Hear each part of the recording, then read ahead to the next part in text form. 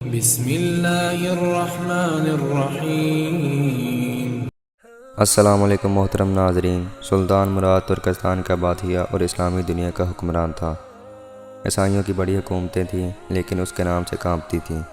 یوں تو ہر مسلمان حکمران کو عمارتیں بنانے کا شوق رہا ہے، لیکن سلطان مراد مسجدوں کی تعمیر میں بہت دلچسپی رکھتا تھا۔ ایک دفعہ اس نے دل میں ایک مسجد کا نقشہ بنایا۔ یہ مسجد اس کے خیال کا حسین ترین مرکہ تھی۔ اس کے دور میں ایک معمار کو بلایا، نقشہ دکھایا گیا اور مسجد کی تعمیر پر لگا دیا گیا۔ یوں وقت گزرتا گیا اور مسجد آہستہ آہستہ تعمیر ہوتی رہی اور لاکھوں اشرفیات خرچ ہو گئیں۔ آخر کار مسجد مکمل ہو گئی اور یہ ایک اچھی عبادت گاہ تھی۔ معمار بڑے دعوے کے ساتھ بادشاہ کے حضور داخل ہوا اور عرض کی مسجد تیار ہے۔ بادشاہ مسجد دیکھنے لگا۔ مسجد کو ہر طرف سے دیکھا، اوپر اور نیچے، شمال جنوب سے، مگر اتفاق سے بادشاہ کو یہ مسجد بالکل پسند نہیں آئی۔ بادشاہ اپنے آپ کو سنبھالنے کی کوشش کرنے لگا۔ آخر جب سنبھل نہ سکا تو حکم دیا کہ معمار کا ہاتھ کاٹ دیا جائے۔ یہ حکم ملنا تھا کہ جلاد نے فوراً ہاتھ کاٹ دیا۔ معمار کو بلا وجہ سزا ملی تھی، جس کی وجہ سے اس کو کچھ نہ سوجا اور قاضی کی عدالت میں حاضر ہو گیا۔ اور قاضی کی عدالت میں حاضر ہونے کے بعد اس نے اپنے ساری واقعہ سنایا۔ قاضی نے حکم دیا کہ بادشاہ کو لانے کا حکم دیا جائے۔ جب بادشاہ حاضر ہوا تو عدالت میں معمار بھی اٹھ کھڑا ہوا۔ بادشاہ نے یہ دیکھ کر حیران ہو گیا اور گھبرایا۔ اور قاضی نے بادشاہ کے بیانات لیے اور حکم دیا بادشاہ کا بھی ہاتھ کاٹ دیا جائے، تاکہ بادشاہ کے ہاتھ سے بھی خون گرنا چاہیے۔ آئندہ آگے سے یہ غلط فیصلے سے پرہیز کریں۔ بادشاہ نے قاضی کا فیصلہ سنا تو اپنا ہاتھ آگے بڑھایا۔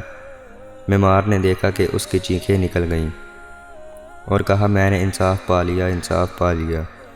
میں بادشاہ کو اپنا خون معاف کرتا ہوں اور کسی دباؤ کے بغیر بادشاہ کو بخشتا ہوں۔ اتنا سنا تھا کہ بادشاہ نے معمار کو بہت ساز و سامان دیا اور اسے رخصت کر دیا، اور بادشاہ نے اللہ کا شکر ادا کیا کہ قاضی فیصلے میں اس قدر دلیر ہے کہ بادشاہ کو بھی جرم قرار دیتے ہیں۔ دوسرا واقعہ کہ دو آدمی قاضی کی عدالت میں کھڑے تھے۔ ان میں سے ایک نے دعویٰ کیا کہ میں نے اس کو مال بطور امانت دیا تھا۔ جب میں نے مطالبہ کیا کہ تو میرا مال واپس کر دے تو اس نے دینے سے صاف انکار کر دیا۔ قاضی نے مدعی سے امانت کے بارے میں پوچھا تو اس نے کہا کہ میں نے مال لیا ہی نہیں، یہ جھوٹ بول کر مجھے بدنام کر رہا ہے۔ اس کے پاس کوئی ثبوت ہے تو پیش کر دے۔ اس نے کہا کہ میں قسم دینے کو تیار ہوں۔ قاضی نے مدعی سے پوچھا تو مدعی نے کہا، یہاں سے کچھ فاصلے پر ایک درخت ہے، ہم نے پہلے اس درخت کے سائے میں بیٹھ کر کھانا کھایا اور میں نے اپنا مال اس کے سپرد کر دیا۔ قاضی نے کہا، تم ابھی وہاں جاؤ، ہو سکتا ہے کہ تمہارا مال وہیں ہو، اس کا جائزہ لے کر سیدھا ہمارے پاس آنا۔ وہ شخص چلا گیا۔ قاضی نے مدعی سے کہا، اپنے ساتھی کی واپسی تک بیٹھے رہو۔ وہ چپ چاپ وہاں بیٹھا رہا۔ قاضی دیگر مقدمات نمٹانے میں مصروف ہو گیا۔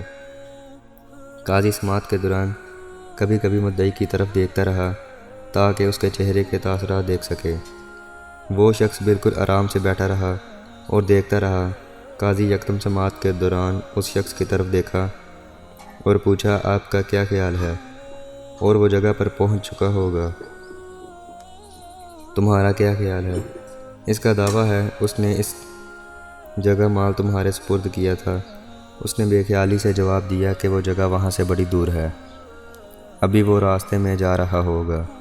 قاضی نے غضبناک ہو کر کہا، کم بخت، تم مال لینے کا اعتراف کرتے ہو اور اس جگہ کا بھی اعتراف کرتے ہو جہاں تو نے مال لیا تھا۔ تو نہایت جھوٹا اور بددیانت مرد ہے۔ وہ اچانک یہ جملہ سن کر خوف سے کانپنے لگا اور اس نے اپنے جرم کا اعتراف کر لیا اور امانت واپس کر دی۔ محترم عزیز دوستو، یہ ذہانتوں کے طے کردہ قاضی کون تھے؟ یہ خدا ترس امیر المومنین عمر بن عبدالعزیز کے انتخاب کردہ قاری ایاس بن معاویہ تھے۔ ان کی ذہانت ضرب المثل تھی۔ آپ کی ذہانت دیکھ کر ہی آپ کو بصرہ کا قاضی مقرر کیا گیا۔